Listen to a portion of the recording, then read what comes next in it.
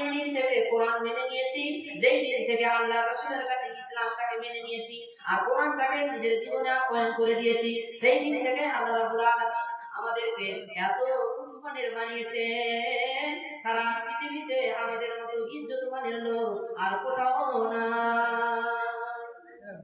হযরতে উমর সেই ফিলিস্তিন জয় করেছিলেন, চাবি নিয়েছিলেন।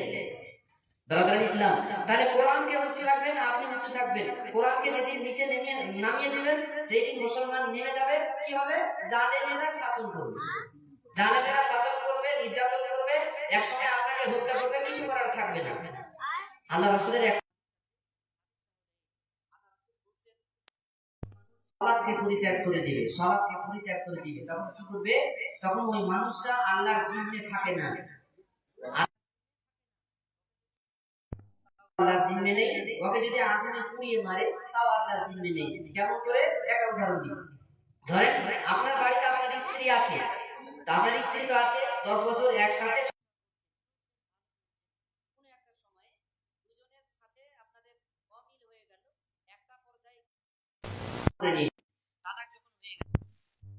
শুনছেন যে আপনার আপনার স্ত্রী মরা মরা অবস্থা, হসপিটালে ভর্তি আছে, যাবো এরকম অবস্থা হয়ে গেছে, তাহলে আপনারা একটু মন থেকে বলুন তো, ওই স্ত্রীকে কি একটা ফলটা নিয়ে দেখতে যাবে, ভূষণপত্র নিয়ে দেখতে যাবে?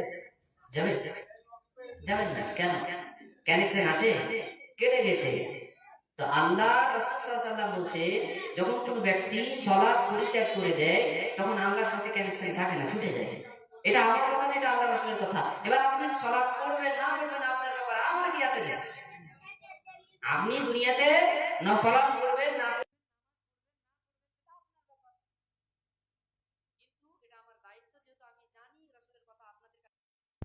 তাই আমি এটা পৌঁছে দিলাম যে আল্লাহর সাথে কানেকশন শেষ হয়ে যায়।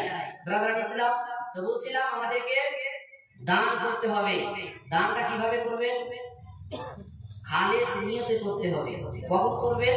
যখন আপনি মনে করবেন যে আমি গরীব হয়ে যাব, তখন করবেন। আল্লাহ রাসূলকে জিজ্ঞেস করা হচ্ছে, এই সাদকাতে আফজাল, কোন সময়ে সাদকা করা ভালো? আল্লাহ রাসূল বললেন,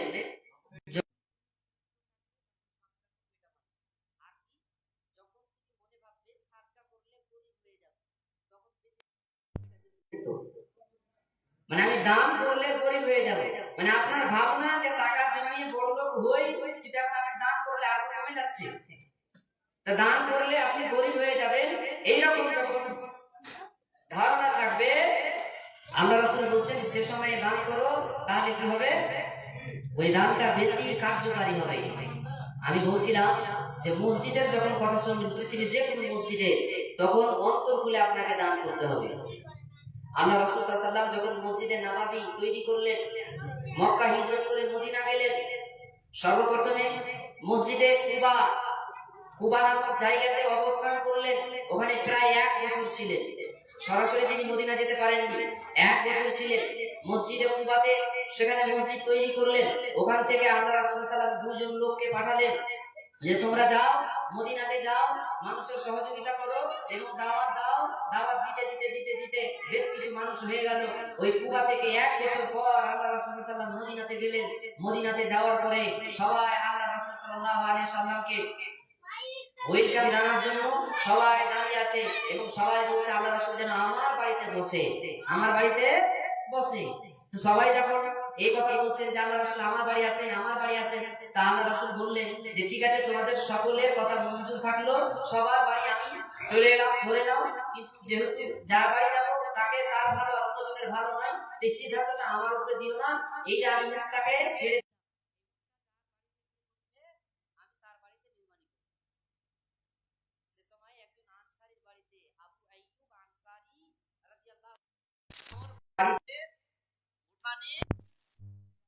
আল্লাহ রাসূল সাল্লাল্লাহু আলাইহি ওয়াসাল্লাম তার বাড়িতে গেলেন, মানুষের আর দ্বিধা থাকলো না, বলার কিছু থাকলো না, যেহেতু মুখ বসে গেছে। তার আগে আল্লাহ রাসূল সাল্লাল্লাহু আলাইহি ওয়াসাল্লামের ওই সেটা হচ্ছে বানু নাজ্জার গোত্রের লোকে, সেই জায়গাতে মসজিদে নববী হয়েছে।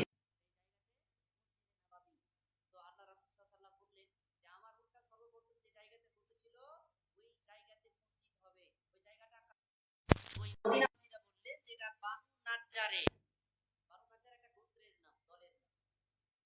বানু নাজ্জারের ভিতরে কার এত অমুক লোকটা মারা গেছে, তার ওয়ারিসিনেরা আছে। এটা এজমেরি একটা সম্পত্তি, মানে কাউরি ব্যক্তিগত সম্পত্তি নয়, এজমেরি সম্পত্তি।